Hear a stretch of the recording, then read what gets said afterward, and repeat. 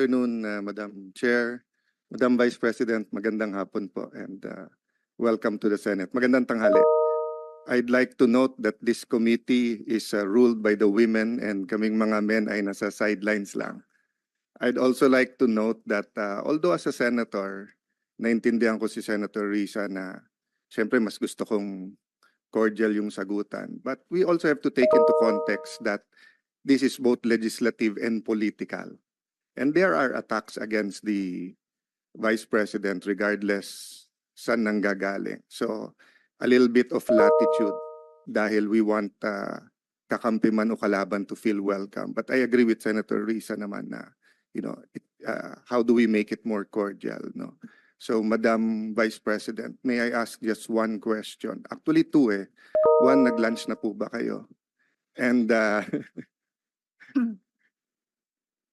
Yes, Senator Cayetano, nag-lunch na po ako. And I'm very cordial yes, when it ma'am. comes to international diplomatic relations. Gusto nyo i-discuss natin No, yung West Philippine Sea. yes. But hindi kasi ako plastic na tao. No, I agree with you, ma'am. That's why nga sinasabi ko po na hindi lang to legislative, political din. That's why you should be given the latitude to answer in the way that you feel it could be properly answered, di ba? So kaya ko lang tinanong kung nag-lunch kayo kasi in the first 2 years, I know that you got a very warm welcome sa Senate. So I'm hoping sa budget hearing it doesn't change, no? I remember ang daming pumunta sa lunch noon.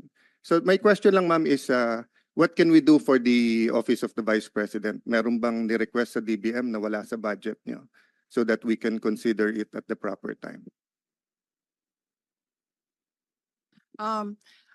No, we are already okay with the approved budget from the Department of Budget. The approved proposed budget in the NEP from the Department of Budget and Management. And we leave it up to members of Congress to decide on the budget. Thank you.